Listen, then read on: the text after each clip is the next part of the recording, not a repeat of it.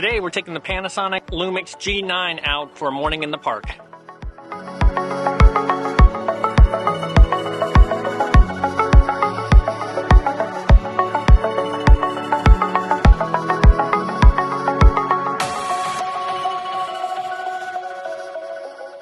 So the Panasonic Lumix G9 is still pretty new to me, so I wanted to bring it out to a local park this morning and just sort of play with it, get a feel for it. I really haven't done a lot of reading about the settings in it or anything like that. I like to just go play, and then I can go back home with a list of things I sort of wish I knew a little better about the camera and sort of look those up and go from there and start really dialing in my settings on the camera. But for this morning, it's really just local park and play, and we're going to touch a little bit both on the Lumix G9 and some of the features and why I sort of picked it, as well as reiterating the importance of practicing locally in your local parks and why it can really pay off in the long run.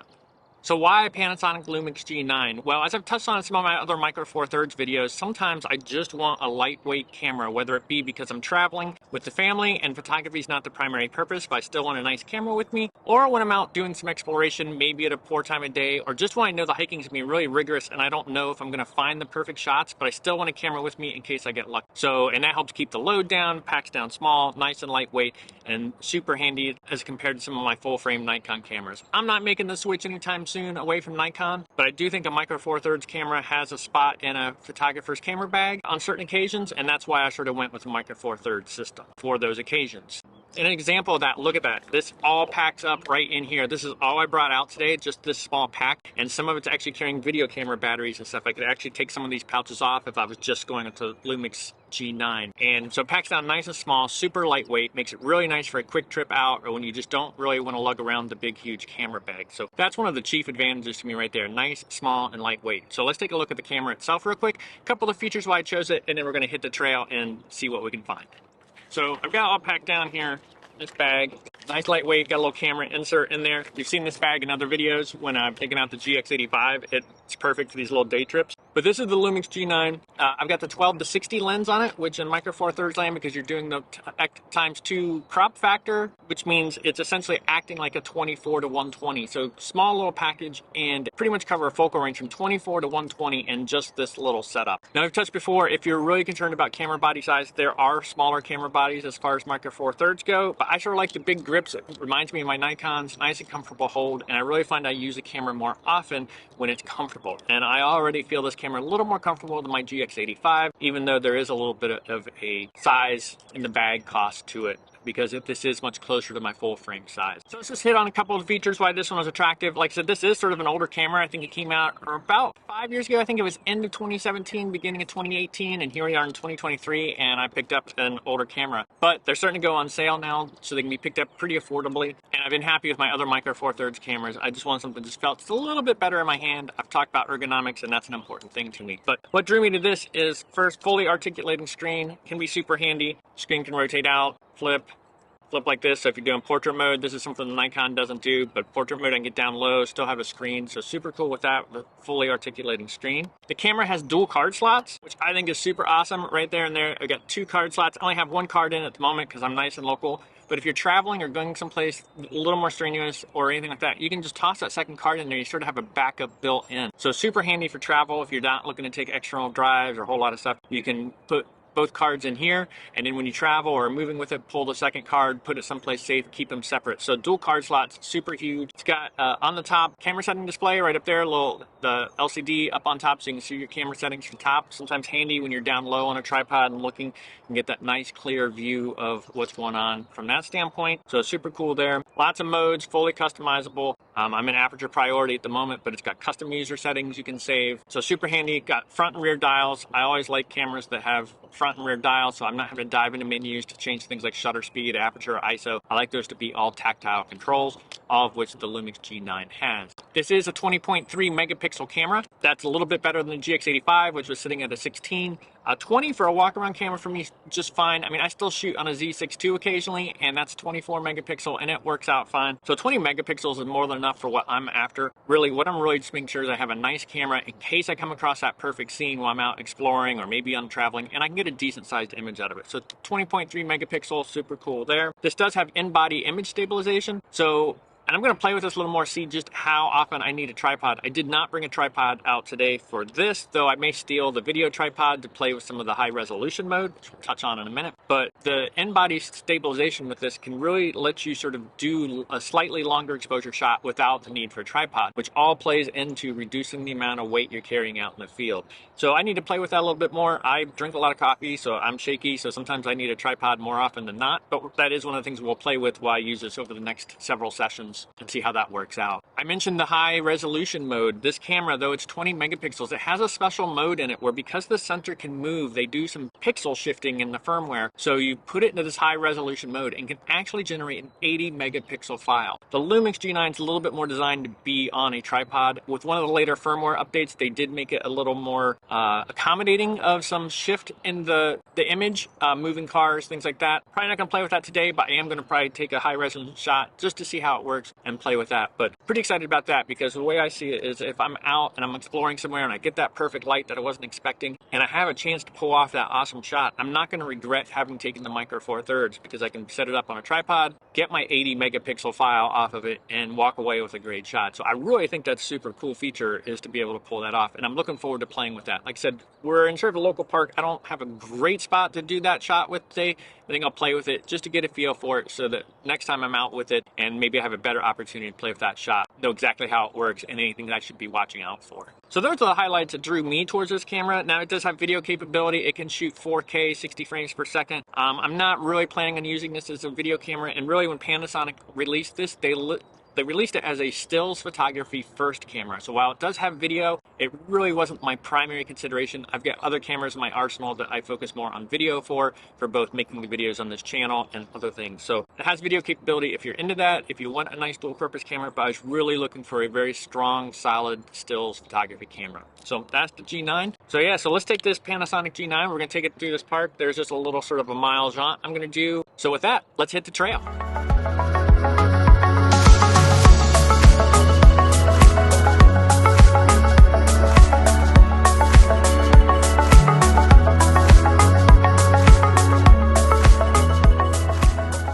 So I've talked about the importance of practicing locally in several of my past videos, some of my earlier ones. So if you go back and watch those, don't make fun of me too much. Hopefully my video skills improving. But this is a perfect example of why you want to practice locally. Here I am with a camera that's somewhat unfamiliar to me, you know, learning where the controls are at and everything like that. And I haven't done a whole lot of reading. So I don't want to go travel. I don't even want to drive an hour and a half away and find out there's some setting that I thought I knew that I don't, I'm going to need to look up. So coming to a local park to practice that is a perfect time to do it. It's close to home. I can just sort of bounce over here. I'm familiar with the park and I can really sort of focus on the camera. I sort of know where I'm going to go ahead to try to find some photos. None of these are necessarily going to be great photos this morning, but that's not what it's about today. Today it's about learning the tool, practicing close to home so I can find those settings that work for me, what doesn't work, what do I not know how to do, so I can take it back, look it up, get a little more familiar with it. So then when I take this camera out to another trip, even if it's only an hour away, I'm sure the camera's going to work and do what I think. So again, don't ever underestimate that power of working locally to improve your skills. That's what we're out here to do today. I'm not going to spend a whole long time out here this morning, mainly just looking to get a few uses of the camera and see how it goes with that G9. And it's a nice morning for a hike.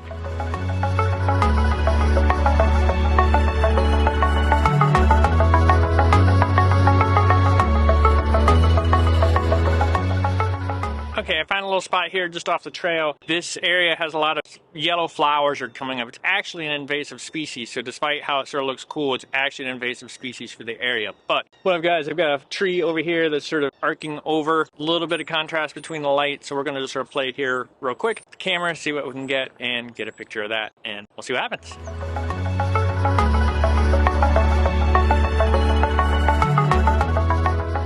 So what I'm trying to do is try to get the frame sort of sweeping over this area, sort of arcing through the frame. Just playing with that a little bit. I'm going to do a few more shots down here from down low, see how that works, and then we'll probably move on from here. Real quick, camera settings. I'm sort of shooting aperture priority mode for the moment, just sort of as I get a feel for the camera. Got the live histogram on. Again, working with a 12 to 60, which is a 24 to 120 full frame equivalent, which is really cool because I can sort of get that wide all the way in telephoto, all with one lens and one small package. So pretty cool on that. I do have other lenses for this camera, but I did not bring them. My intent was to just sort of walk around with a 24 to 120. There's no reason I can't find some shots with that particular focal length and makes it super convenient. So I'm going to do just a couple of little lower shots here, and maybe there's some moss on the tree. It might play a little bit with that as well, and then we'll hike on.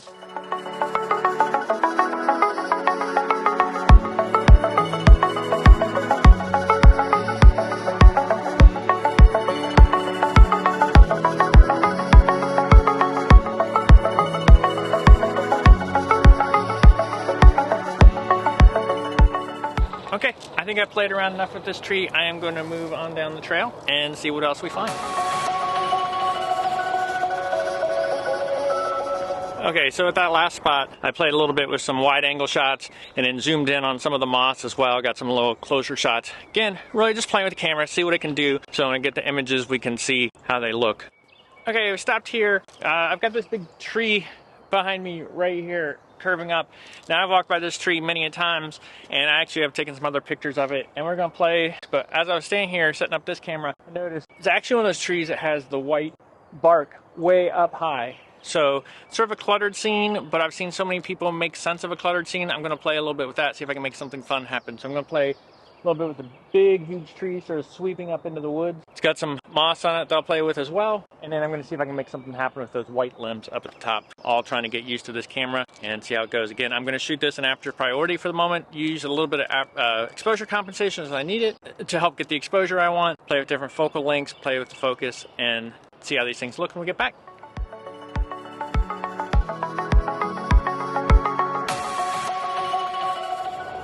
This is actually pretty fun. I've seen this tree so many times through here because it's just got this big prominent trunk and that's curve it takes. But since it's early spring, you can actually sort of see up into the sky. So it's a pretty cluttered scene. We'll see if I can make sense of it. But it's an interesting shot. We'll see. I think there's potential here. If not today, maybe I'll figure it out on another day.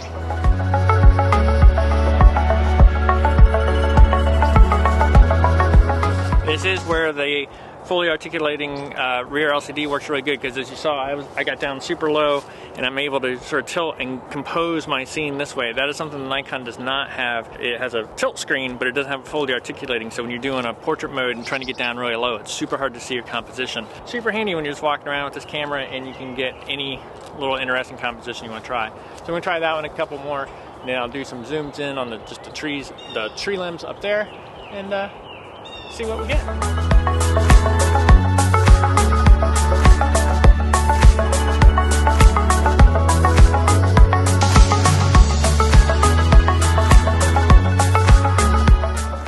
The focus system on these close shots seems to be working really well. It gets super fast focus, it seems, so that's been sort of cool. Nice lively viewfinder on the back, so pretty nice.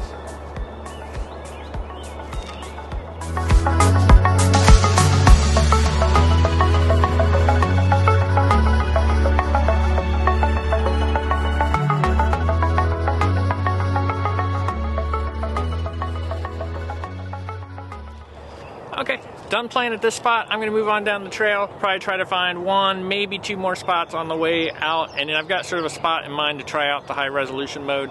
A little bit of a hike, probably just sort of beeline there and play. I'm getting the shots I want. I'm getting some wides, some mids, some close ins, got some dynamic range to play with, all good stuff.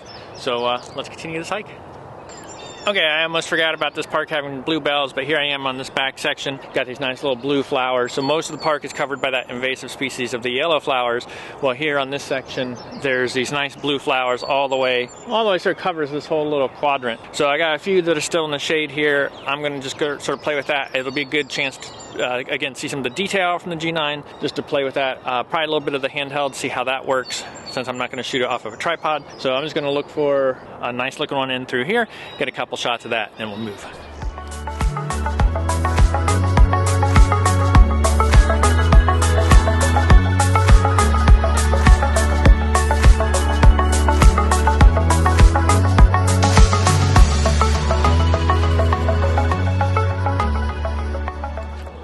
Okay, so took some pictures of the bluebells here. The test I like about this one is, one, the detail, what's the quality I'm going to get, because I've sort of zoomed in. But for some of the ones I did over this way, my shutter speed dropped down to 1/20th of a second, and I was zoomed in to about 40 millimeters, so like an 80 millimeter equivalent on a full frame, and that's something I normally wouldn't be able to handhold very well. So that one's sort of going to be a part of my IBIS test, my internal body stabilization, to see how that works out. Normally I can't handhold that. I had my coffee this morning, so that'll be a good little test of that, just to see, sort of zoomed in with a shutter speed of 1/20th, how stable was it. From here, like I said, I do think I'm going to sort of probably hike the rest of the way out, and then I've got a little bit of a further hike over to check out a spot where I just want to do the high exposure test. For that, we'll talk a little more about it, but I will put the camera on a tripod, just run through that, because I'm really dying to see a difference between non-high resolution mode with the high resolution mode enabled, and just see what it's like, because that's pretty exciting to me.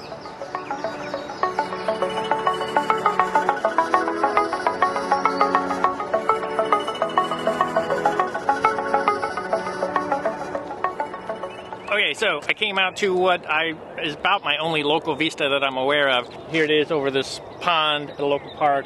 The good things about it is you got the pond, you got lots of trees, so you can sort of check image crispness, sharpness. I've done some lens tests here in the past. Not a lot of wind this morning, so that's good. I wouldn't expect too much movement in the trees. So what I'm going to do while we're here is I'm going to set up the high resolution mode on the G9. This is a feature that takes it from a 20 megapixel camera to, through some magic of sensor shifting, to an 80 megapixel image. So I am going to steal the video tripod, because I did not bring a tripod for this, and we're going to steal the video tripod, set the G9 up on it. I'm going to do a wide shot, get the high resolution mode working for that, and then I will also take one, there's a setting in the high resolution mode where you can also capture a normal, so I'll be capturing both, and then I'm going to sort of zoom in. There's some flowering trees back over on that edge. I'll probably zoom in on those and do another sample, so I'll sort of have a wide shot and a telephoto zoomed in shot to sort of compare and see how that looks. Well, that was almost the shortest high resolution mode test ever. I realized I didn't put a tripod plate on the bottom of the G9 because I wasn't anticipating shooting off of a tripod, and I, despite me preaching, always carry a multi-tool. Didn't have a multi-tool. Luckily, those little S-clip carabiners works as a screwdriver, so I was able to take the tripod plate off the video camera, put it on the G9, so we're back in business. Yeah, so what we got here, we got it all set up.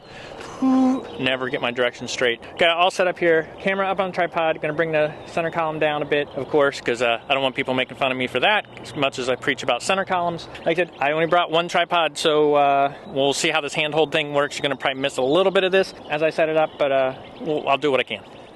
Okay, I've got the basics set up here. Still shooting aperture priority mode. I'm really working that mode today as I get a feel for the camera, and then we'll bump into manual. I did bring my exposure compensation down by about 1/3 just because there's a lot of bright sky, bright water. This is not a portfolio image. This is purely just to sort of play with this mode. Not a great shot, but I want to play with it. Got to see what it looks like. So what we do is we pop in here into the menus. I have it already saved underneath my menu. I went through and did that last night just to make sure it was all prepped. So I'll show you the back of the screen as I go through that, and I'll try to talk. Maybe I'll flip the microphone and I'll show you as I work through that. We'll get those shots and be done. I mean, this image is so poor. My tripod is actually in the shot right there. Again, not portfolio. This is not a shot I'd normally take. I just, it's a good spot for me to test with. Closest thing I've got to a Vista, so let's roll with it. Okay, so what we do here is I'm going to pop into the menu. I already have it saved under high resolution mode, but normally it's underneath the camera icon up here, screen 4, I think. So bump into there. I pretty much have this set how I want. I've got quality set to raw. I've got my simultaneous record normal shot on. That's how we're going to get the 20 megapixel version and the 80 megapixel version. I've got a 4-second shutter delay on there just to let the camera not bounce. I've got motion blur processing on here. We'll cover that more in a future video. Now, the way you get into it is once you have those settings set, you come up to start, you click start, and then right up here we got this little icon which is assembling high resolution mode. From here, anything I do is going to be this high resolution mode with those settings. Move my focus point over there onto that shore, get it locked in. I still have my high resolution. I'm going to click start or click shutter. It's creating the high resolution image, and that's it. I'm just going to hit play real quick just to take a look. So there's my normal 4:3. There's my high resolution. I obviously can't tell difference on the back of the camera. Okay, so that was my wide shot. Now I'm just gonna zoom in. You don't have to go back into the high resolution mode. It is in that mode until you stop it. It tells you on the bottom of the screen, hit the function key 2, which is right on the back below the dial, to end high resolution mode. So once you put it in high resolution mode, it's in high resolution mode. So pretty cool. I like that feature. So I'm just gonna recompose this shot real quick, zoom in on these trees over here, do another high resolution shot, and that's gonna wrap up what I wanted to play with. So let's rework this composition. Okay, so I got my composition worked. I had to put you down while I worked on that. Used to always having a tripod for this other camera. So yeah, a little weird. So what I did is zoomed in, got some trees with color over there, and we're just gonna take the shot, still in high resolution mode. I'm at f5.6, which is doubled for my depth of field. Puts me around an f11 for this. I feel pretty good about that. Still aperture priority, just while I play. Boom. Takes it. Awesome. And then to end that mode, just press F2, function 2, it ends it, and now you're back to using just normal 20 megapixel stuff. Okay, that wraps up my playing with camera, like I noted. Pretty much what'll happen is here, hike out of here, I'm gonna edit some of these images up, and I will likely do just a real brief summary of all the images. I'm not gonna sit at the computer and go through each one of them. These were hit or miss images. These were really just to play with the camera, learn the tool, and then see what the images look like on the computer. It's my first outing with the camera, but I do just wanna provide a little bit of commentary on the image quality after I do take a look at them. So I'll do a brief thing, either from the office or patio or something like that. As far as the Panasonic G9 in general, it seemed to perform really well. I really love the small compactness, the small size. The 12 to 60 is really flexible focal length, giving me, the 24 to 120 on the full frame. The autofocus seemed really fast for landscape photography. Didn't seem to have any troubles with that. I have to constantly remind myself about the aperture being doubled for depth of field. There was a time I caught myself using f9, which was equivalent to an f18, which is way more than I needed for the shot I was doing. That's one of the things of context switching between camera systems from a full frame to a micro four thirds, trying to remember those small little things that could impact your image out in the field. So again, good reason to get out here and do it. So yeah, positive so far. Like I said, I'll do a brief summary after I take a look at the images on the computer. Anyways, we'll pack things up and we'll call this good.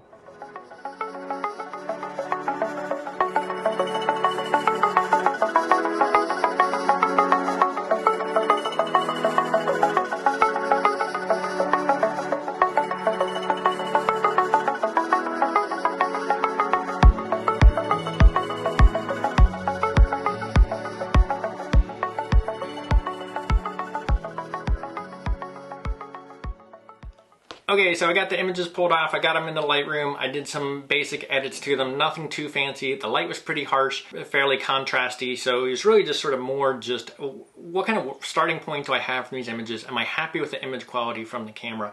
And I really think I had decent starting points from everywhere. I think the pictures I got, I was able to work with them. I was able to play with the contrast, highlights, shadows, curves, layers, and really just sort of play and work with the image. And I think it gave me just a fine starting point for what I wanted. So pretty happy with the image quality from them at this basic glance. Like I said, I did some wide shots. I'll do sort of a slideshow of the images here at the end of the video so you can sort of see them again yourself. And I did some of the wides. I did some sort of zoomed in smaller scenes on some of the moss and things I saw. I did those flower images. One thing to note with the flower image, I commented out in the field that I was sort of hoping for the image stabilization to work. I'm putting 2 of those images in. One was a little sharper than the other. So it's hand holding those. It was 1/20th of a second at 40 millimeters on the micro four thirds. So either a little breeze or I moved a little bit. I think I was pretty close that I probably could have handheld those had I paid just a little more attention to be nice and still and be sensitive myself of the shutter speed. So it's sort of cool to see that IBIS at play. That'll be one of the things I continue to play with in the future. Wouldn't mind trying to shoot some waterfalls with it just to see, can I shoot a waterfall without a tripod and get some interesting images like that, since I love to shoot waterfalls so much. And in that high resolution mode that I took out to that one spot, I've got a 20 megapixel file and an 80 megapixel file. Definitely the 80 megapixel file looks pretty good. Looks like some of the sharpening might be a little weird, meaning that there was a little bit of noise in the image, and this was in both the 20 and the 80. So I think it's really probably just my sharpening settings that are off on that, more so than anything with that mode, but something to be aware of and something I'll be keeping an eye on. Regardless, happy with how these images look. It really fits the need of just what I want. A lightweight camera, small, compact, and easy to take with you, and still able to produce pretty stunning images off of that camera without needing to pull my full frames out. So it'll be perfect for those times I'm doing a lot of hiking or going into more strenuous areas where I don't want to bring along all the weight but still have a nice camera, or when traveling with the family when photography is not the primary goal. and I'll continue to do some more videos on the Micro Four Thirds and Lumix G9 on the channel, along with my Nikon stuff. So I hope you found today's video helpful. If you did, please hit that like button, and if you want to see future landscape photography content from me, including tips, tricks, behind the scenes, mini gear reviews, be sure to hit that subscribe button so you don't miss any landscape photography content from me in the future. And thank you for watching.